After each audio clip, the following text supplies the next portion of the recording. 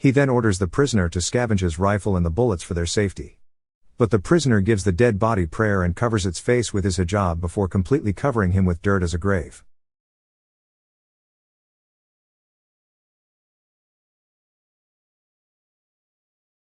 The movie begins at school in Algeria, where Daru is a teacher for young students that teaches history and how to read and write. As he dismisses the class, the students go to the front yard to play tag and football before going home. The next day, Daru teaches his students about the map and how to locate some states. But he glances out the window and notices his friends that visit to warn him. They tell him that there have been 20 attacks from the enemy for the past few days as they execute anyone with no prisoner. One of them asks Daru to finish giving the rice ration to the students and return to Tingwit immediately, where the war is very far and will provide safety for them. Several days after gathering some supplies, Balducci arrives in front of the school with a prisoner tied up in a rope. Daru welcomes them by cooking snacks and tea.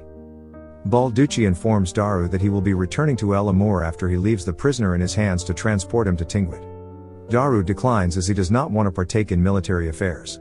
Daru adds that being a teacher gives him more responsibilities to attend to, but Balducci reminds him that the authorities will take down the school if Daru declines. But after some further discussion, he agrees to shelter the man after Balducci returns to El Amour. Daru unties the man and offers him proper food and a bed to rest for the night.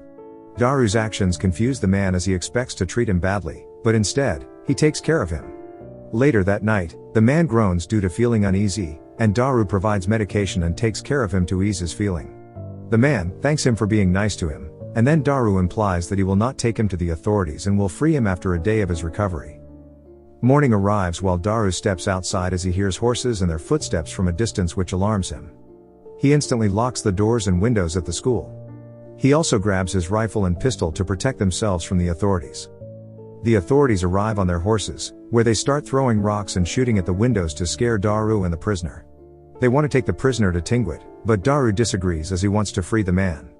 Daru retaliates with gunshots, killing a man and then shooting his horse, thus scaring the other authorities to leave them alone for some time. Daru and the prisoner peek at the window, checking whether the authorities are already gone.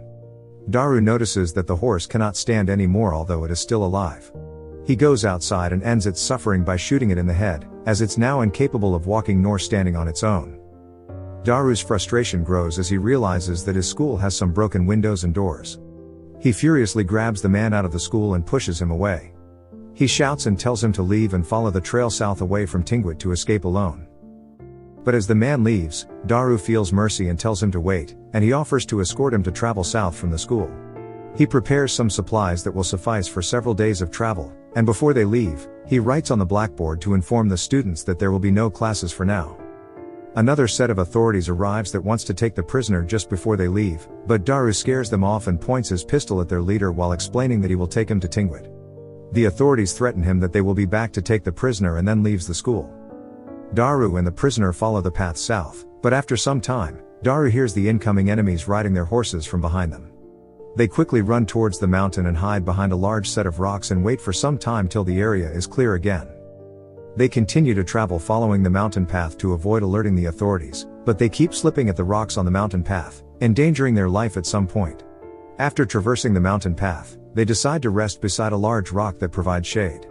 While they are eating and drinking, a man patrolling while riding a horse suddenly appears in front of them. The man points his rifle toward Daru, but he loses control of the horse, and it hits his rifle, and Daru panically shoots him in the chest. Daru shouts and regrets shooting the man. He blames the prisoner while calling him weak, with no courage or honor. He then orders the prisoner to scavenge his rifle and the bullets for their safety. But the prisoner gives the dead body prayer and covers its face with his hijab before completely covering him with dirt as a grave. He disagrees with Daru's previous statements and leaves first after offering the prayer to the dead man. But as they traverse the south path, a sandstorm occurs. They do not have the leverage to stop walking as the authorities may catch up to them. While walking, they notice abandoned ruins but disregard them as they don't see any reason to rest yet. And after some time, the rain slowly pours down and gets more robust with each drop. They immediately survey the area for a place to stay. They notice a lone house from afar, and they run towards it. But the rain is still pouring inside. They look up, and the prisoner laughs as no roof is covering the house. Both decide to return to the ruins to stay until the rain stops. Soon after, they arrive at the ruins and open a house. It is completely dark, and Daru opens his lighter to illuminate the dark place. The prisoner then grabs some dried leaves from the roof to help light up the fireplace. The prisoner shares that he is the oldest sibling in the family, and Daru figures out that his name is Mohamed due to being the oldest. Mohamed explains that he did kill his cousin to save his family from paying the blood money, and if he dies, vengeance will consume his siblings, and he may commit murder as well, and his only way of salvation is to get the French to slay him at Tingwit. Daru then shares his food and milk with Mohamed in sympathy as he recognizes his bravery in sacrificing himself to save his family. Before the rest, Mohamed insists on going to Tingwit to make his plan successful, and after that conversation, they both fall asleep. The following day, Mohamed gathers something to eat nearby before Daru wakes up. They eat a baruga, a root crop that has a similar texture to the bread. But as they leave, a group of rebels arrive and capture them. The rebels tie them up to their horses and bring them to their nearby camp, thinking that they can use them as hostages. And as they arrive at the camp, Daru recognizes one of his former squad mates at the 3rd Regiment, Slimane. He calls him to ask for help, explaining that he is not a terrorist but rather an ally on their side. Slimane calls him Major and unties Daru and Mohamed after catching up with each other, but threatens them to not escape as he will tie them up or shoot them if they try. The camp packs up and leaves alongside Daru and Mohamed. Slimane catches up to Daru and asks about what he's doing for the past few years. Daru tells him that he is a teacher who teaches children how to read and write and gives them rice rations to help them survive poverty. Slimane hopes that other people learn from him and do charitable work to help those in need. After some time of traveling with the camp, they arrive at a cave where the rebels build a temporary base in there for the meantime. Slimane asks Daru about being a teacher after the war, but Major interrupts them with another familiar face that Daru recognizes. He leaves as another rebel calls him after having a small talk with Daru. Slimane shares that most of their squad from before is now part of the rebellion after the war. He tells Daru that he is part of the opposition and needs to choose a side as soon as possible, or they will consider him an enemy and execute him if necessary. Meanwhile, Daru and Mohamed are lying down together. Mohamed tells Daru that he has never experienced a woman's touch or how to love someone not part of his family, and Daru jokes as he can't help him in that aspect. Mohamed asks Daru if he's married, and he responds with a yes, but that was long before at Algiers on a windy day at the large church, where he married his wife, that passed away 10 years ago. The following day arrives, and the camp is now ready to leave the cave to relocate, but some soldiers shoot at the rebels as they reach a specific area outside the cave. After shooting at the enemy, the rebels utilize the large rocks to hide their location. But one soldier threatens the enemy to hit the hostages if they continue shooting at them. The enemy forces shout that they want to know if hostages are still alive and if they can see them. Slimane orders Daru to show up in front to show that they have hostages and to stop the firing. The enemy tells the rebels to come out one by one, but the rebels disagree and tell them to back off instead while they go out one by one. The enemy forces grow impatient, and as soon as a rebel is in sight of the rifle, they shoot him immediately in the head. They start to throw smoke bombs to make the remaining rebels come outside the cave and ambush them from the inside. As the smoke scatters, Mohamed finds with the crowd of retreating rebels, but thankfully they are both unhurt, and they join the rebels to escape at the back entrance of the cave. As the rebels escape, the enemy forces shoot them from behind, leaving Slimane and 2 of his troops alongside Daru and Mohamed. The 2 soldiers decide to surrender to the enemy and step out of the rock they are hiding from, and as they step forward, the enemy shoots them till they cannot move anymore. Daru looks Slimane in the eyes and decides to call out the enemies to save him by shouting that he's the hostage, saving both Slimane and Mohamed. The soldiers frisk them to check for their belongings and ensure they are hostages. But Daru is doing this to buy some time for Slimane to escape. After the soldiers are done collecting, cleaning up the corpse, and pilling them up in a line, Lieutenant Latalek tells Daru that they are free to go or can wait for them to finish cleaning up the rebels at the other side of the area. But Daru has further plans to help Mohamed and wants to go the other way towards the south to free him away from his cousins and the blood money debt. Daru tells the lieutenant that he shows no mercy to the enemy even after surrendering. Lieutenant responds that they are only following orders and their job is to eliminate the rebels at the plateau and leave no hostages from the enemies. A soldier hands Daru his belongings, and after checking all their items, he tells Mohamed to walk with him south near the Tingwit.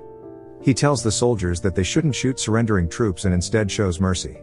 Before they leave, Daru points at the corpse and yells at Mohamed that it is better to live and try to survive as much as possible rather than die like the corpse in front of them. After hours of walking, Daru and Mohamed reach Berzina, where he was born, and share his childhood experience with his family.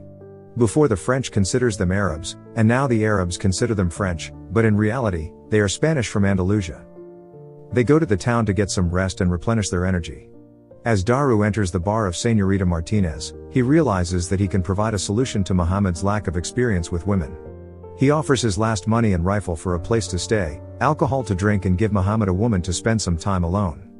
Señorita Martinez also provides Daru with a woman as an addition for selling his rifle at their bar. Eventually, Daru and Mohamed leave the town of Berzina to continue traveling towards another path near Tingwit.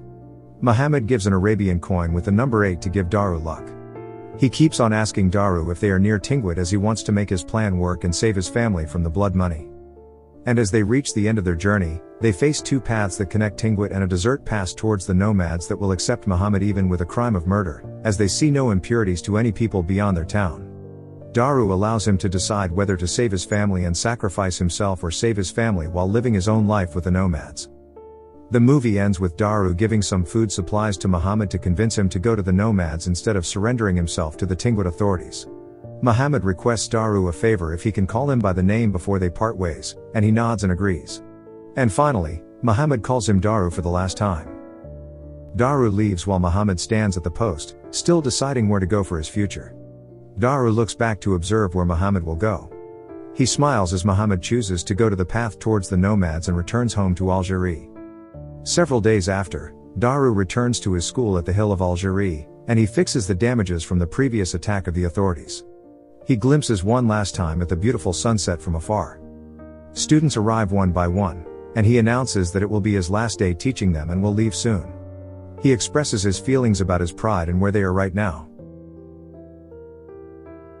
Thank you for watching. Subscribe for more videos like this to help the channel out. Have a nice day.